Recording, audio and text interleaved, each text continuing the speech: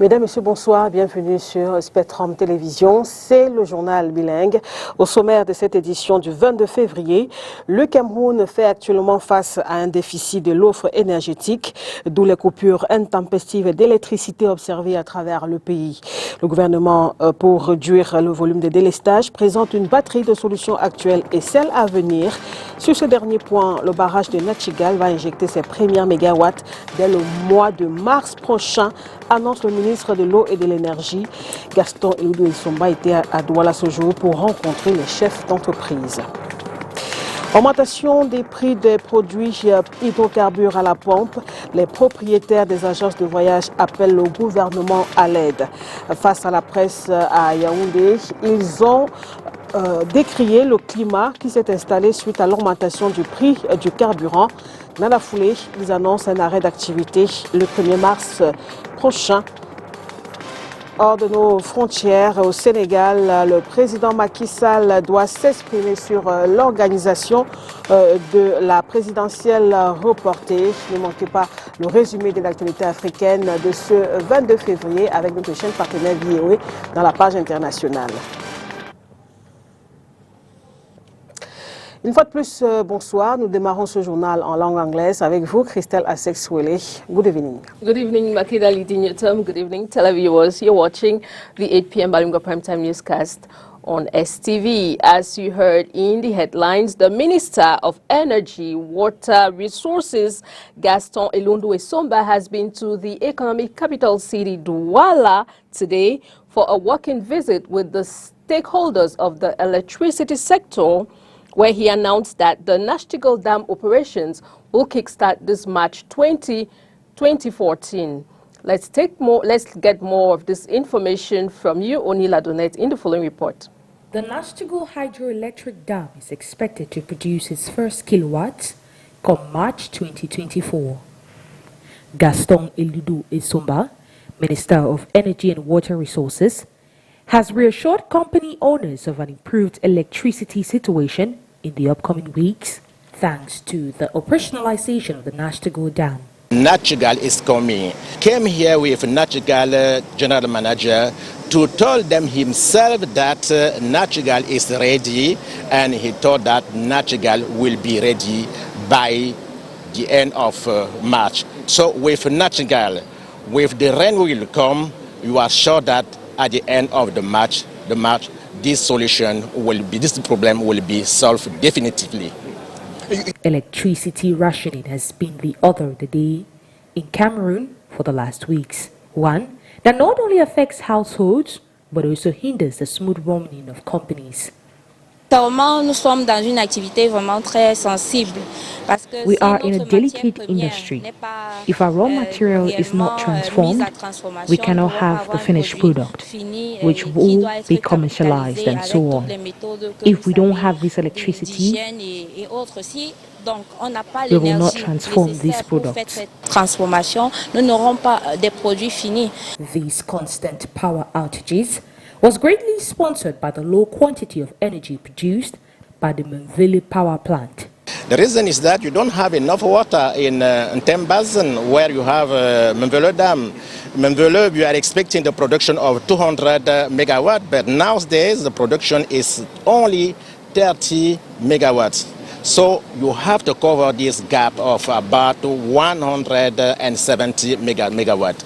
So you cannot cover this gap with only the thermal power plant. The March deadline is highly anticipated by companies. A lot with the decision and the measure that the government taken about to give us more energy. So we expect that the problem that we're facing about energy we solve very early. Gaston Eludou Issomba has had this meeting today, February 22, at the GECAM office here in Cameroon's economic capital, Douala. Mettre sur pied un système informatique fiable et efficace, c'est l'objectif visé par les experts du ministère des Affaires sociales pour renforcer l'accompagnement dédié aux couches vulnérables. Ces experts sont réunis cette semaine à Yaoundé dans le cadre de la conférence annuelle des services centraux et déconcentrés du ministère. Reportage Olivier Bouziqueux. Dans la perspective de contribuer à la mise en œuvre de la SND 30, le ministère des Affaires sociales a bâti son plan d'action sur 5 axes principaux. Comment est-ce que le ministère des Affaires sociales va améliorer le bien-être du capital humain? Donc c'est ça aujourd'hui notre challenge. Et c'est pour cela que nous allons parler de l'information et la gestion des données, la gestion des statistiques sociales. La conférence annuelle que nous tenons est une rencontre très importante, parce que ça permet déjà aux responsables aussi de se faire connaître, mais vraiment d'avoir une boussole qui nous permette de préciser notre action. À ces axes greffent la digitalisation de la carte nationale d'invalidité en vue de sa sécurisation, la budgétisation sensible à l'enfant et plusieurs autres grandes réformes en cours d'implémentation. Pour atteindre ces objectifs, les experts des services centraux et déconcentrés conviennent qu'il faut absolument mettre sur pied un système d'information statistique intégré et performant. Là, il y a eu des avancées quand même au niveau de la gestion de l'information et de la gestion statistique. Nous avons aujourd'hui notre cartographie de la vulnérabilité. Qui est vulnérable et qui ne l'est pas, quels sont les besoins de ces personnes vulnérables et qu'est-ce qui peut être fait en liaison avec nos partenaires techniques pour adresser la question de la vulnérabilité. Donc cette cartographie-là, qui nous permet au niveau de chaque commune d'aller cibler les personnes vulnérables, nous permet d'avancer. Les responsables de haut niveau espèrent que nous aurons un peu plus de statisticiens au sein du ministère pour améliorer cette gestion statistique. Ces travaux se sont achevés par la remise des vœux de Nouvel An à Pauline Irène.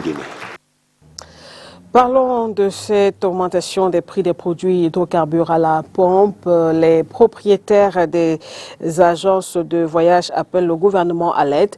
Face à la presse à Yaoundé, ils ont décrié le climat qui s'est installé à la suite de l'augmentation du prix du carburant. Une augmentation qui vient se greffer aux différentes taxes qui existent déjà et qui asphyxient ces compagnies de transport urbain et interurbain. Et si rien n'est fait, les bus ne vont pas bouger le 1er mars prochain, annoncent les syndicats de ce secteur d'activité. Olivier Bouziqueux et Thierry Hon. L'on s'achemine probablement vers l'agonie des compagnies de transport urbain et interurbain.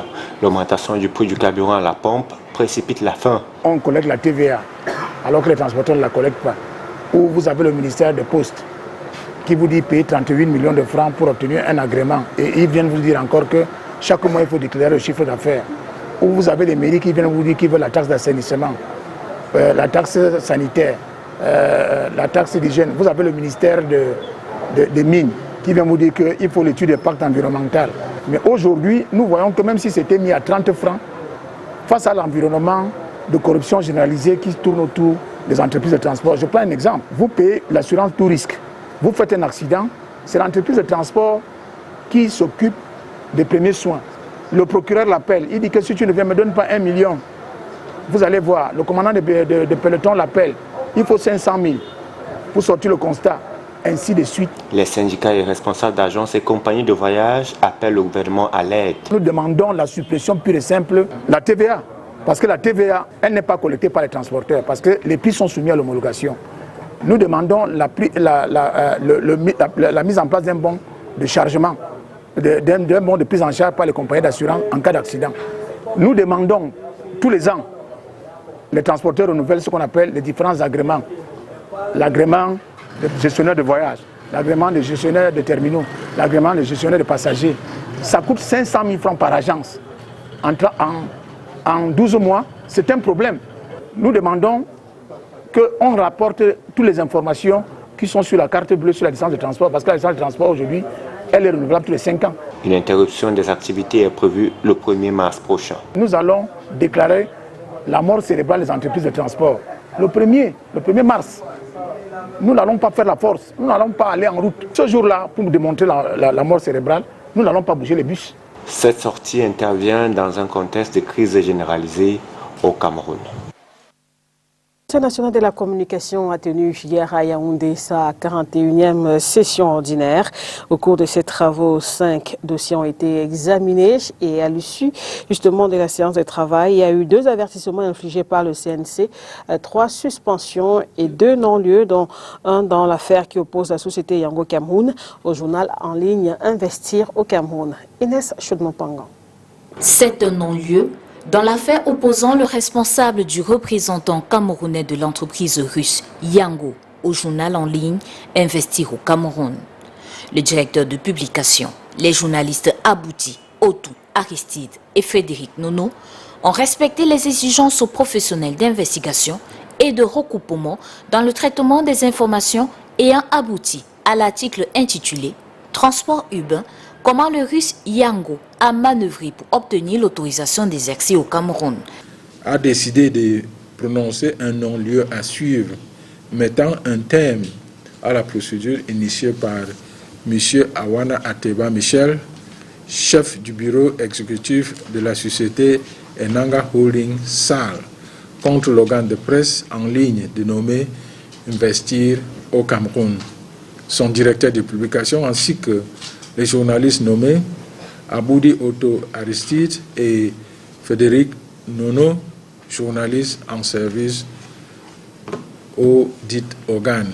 Un autre non-lieu, c'est dans le cas du directeur général de Dangote Cement Cameroun contre l'organe de presse L'Activateur et son directeur de publication.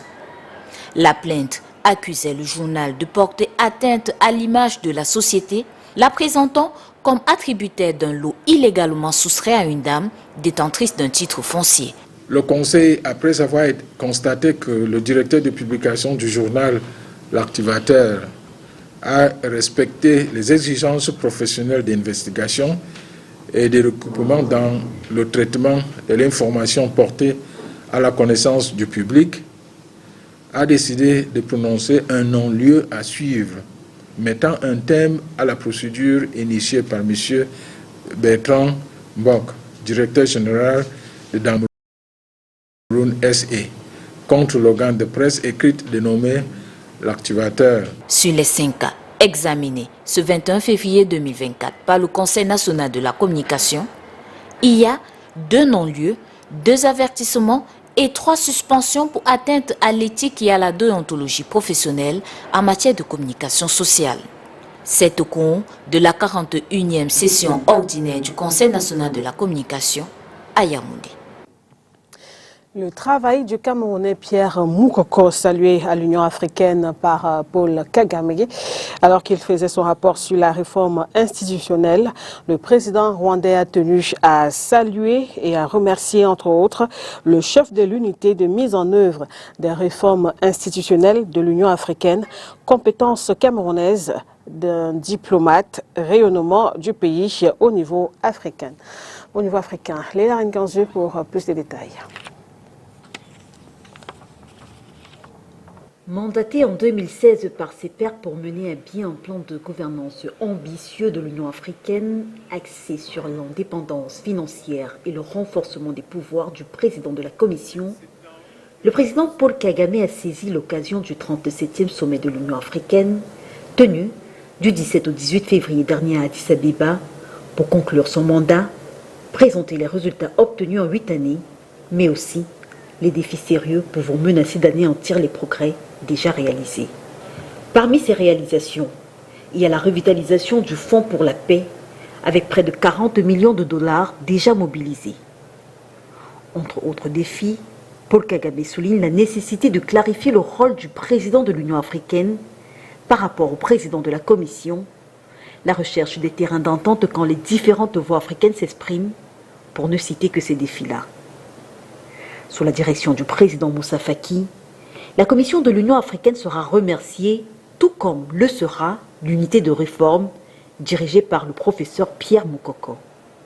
En effet, c'est cette unité placée sous la supervision du Camerounais nommé en 2017 qui reçoit la mission de réduire la dépendance financière de l'organisation panafricaine. De 96%, la dite dépendance a considérablement été réduite pour se situer autour des 60% en 2022. Son travail salué, au nom de son pays, C'est dans des mots à mettre à l'actif du rayonnement camerounais sur la place africaine.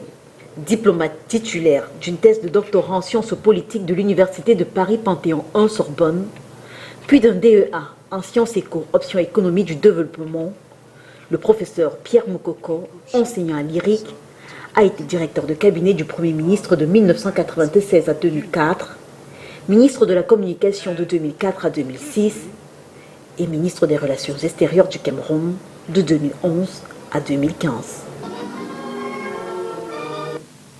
Away from our local news, we now take on our international stories with our international partners, the Voice of America. Look around the Solomon Islands capital of Honiara and you'll see Chinese investment on every corner. The 10,000-seat National Stadium used in the 2023 Pacific Games, backed by $220 million in Chinese investment. Upgrades at the port of Honiara. And a spacious Chinese embassy which opened 1 year after the Solomon Islands ended its diplomatic ties to Taiwan in favor of Beijing, under the leadership of Prime Minister Manasseh Sogavare, whose Our Party is hoping to maintain power in April's national elections. Sogavare pledges to continue to draw closer to China with a foreign policy he calls Look North.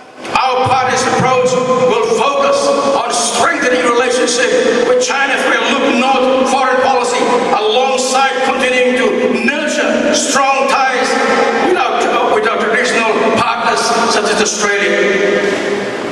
We are committed to being friends to all and enemies to none. Sogavare's main opposition, the Care Party, is led by Matthew Wale, a vocal critic of the island's increased dependence on Chinese investment. You know the loyalty of your government is not to the people of the Solomon Islands, not to you, but to those who finance them. Wale advocated a public referendum on the 2022 Security Pact reached with Beijing and told VOA he does not support over-reliance on any one development partner. We seek a balanced engagement in the international arena, an engagement that has national interest of the Solomon Islands at its forefront. For some Solomon Islanders, foreign policy is not top of mind. The concept of free education, especially for primary up to secondary, is one thing that I've always been really interested in. Others tell VOA they're uncomfortable with the lack of transparency surrounding the 2022 Beijing Security Pact, but grateful for the new influx of development.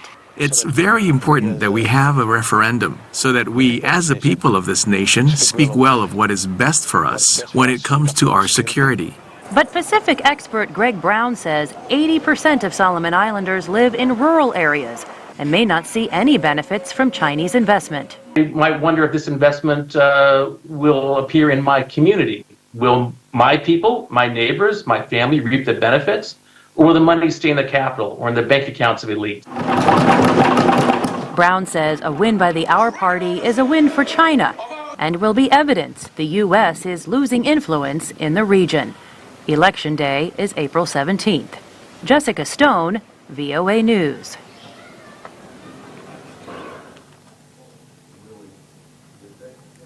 Toujours à l'international, cette fois sur le plan africain au Sénégal, le président Macky Sall doit s'exprimer sur l'organisation de la présidentielle reportée. Au Burkina Faso, une figure de la société civile a été enlevée, tandis qu'en République démocratique du Congo, 6 cadres du groupe armé de l'Est sanctionnés par l'ONU. Voici le résumé de l'actualité africaine avec la Voix de l'Amérique. Le Sénégal est à nouveau suspendu à la parole du président Macky Sall qui doit s'exprimer sur l'organisation de la présidentielle qu'il a reportée. Les Sénégalais attendent la nouvelle date du scrutin.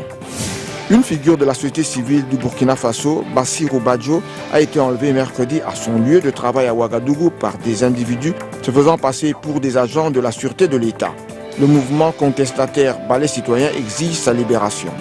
Un des pères fondateurs de la CEDEAO, le général Yakubu Gowon, ancien chef de l'État nigérian, a appelé à la levée des sanctions contre le Burkina Faso, le Mali et le Niger. À l'approche d'un sommet extraordinaire prévu samedi à Abuja, il a souligné la menace de désunion au sein de la CEDEAO. Le Conseil de sécurité des Nations Unies a sanctionné 6 hauts cadres des groupes armés opérant dans l'est de la RDC qui sont accusés d'avoir planifié, dirigé ou commis des actes constitutifs de violation des droits humains.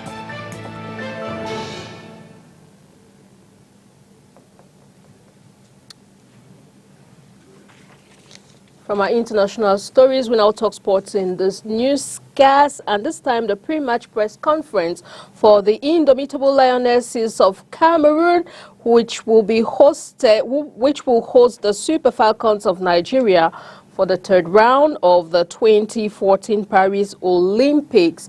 Onila Donet with details.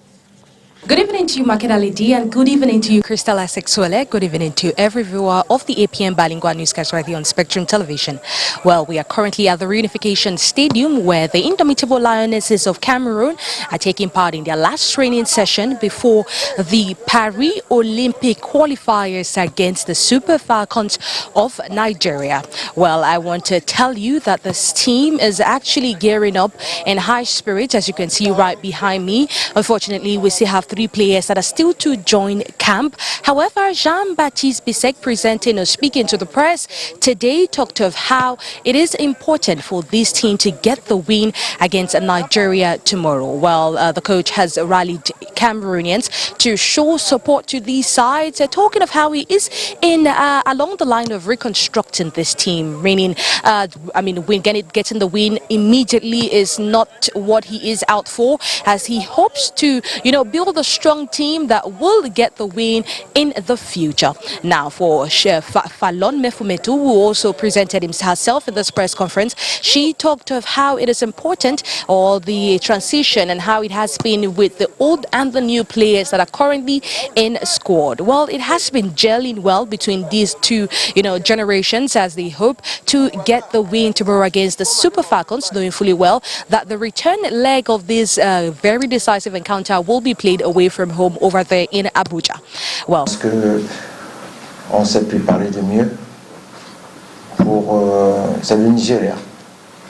On a en face une très très grande équipe avec des excellentes individualités. Donc nous, depuis un certain temps, depuis que je suis à la tête de cette équipe, je suis en train de reconstruire un groupe. Je pense que ce soit les autres matchs qu'on a joués, à moins qu'on soit amnésique, vous voyez bien qu'on est en train de construire quelque chose pour, disons, pour le futur. Randy Waldrom and Chiamaka Nadozie, the two people representing Nigeria in the pre-match press conference. Randy Waldrom talked of how their 16 years hiatus from the Olympic scene is enough motivation for them to get the ball rolling here at the Reunification Stadium. Well, they are already looking at the compactment and also the arrival of players like Ashley Plumtree and the rest. They talked of how they are motivated to get the win against the Indomitable Lionesses of Cameroon. Well, he talked of how the team has grown away from their 1-0 win over Cameroon at the Women's Africa Cup of Nations, and how they have also grown from, their World Cup experiences that they will be using against the Indomitable Lionesses tomorrow. The game will be played right here at the Reunification Stadium at 6 p.m. tomorrow, Friday. Who amongst the sides will make it out of the third round? Well, we will find out after tomorrow's game. Reporting live at the Reunification Stadium, it's me, Onila Donet Ondesa, and behind the cameras is Z. Pierre Desiree.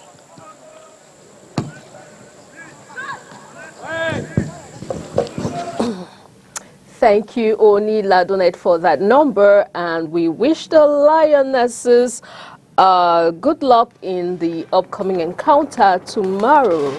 And before we close this newscast on the sad note, the former Indomitable captain coach Arthur Georges passed on today.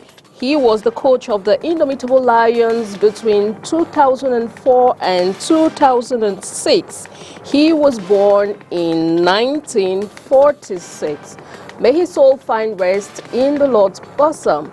And with that, we call it a day on this edition of the Bilingual Newscast on your TV, STV. Thanks for watching. See you again tomorrow with fresh news and some more on your TV, STV. Good night. Good night, Makedali Dignoto. Au revoir, Christelle Sec. Mesdames et messieurs, merci de votre attention. Excellente suite de programmes sur Spectrum Télévision. Au revoir.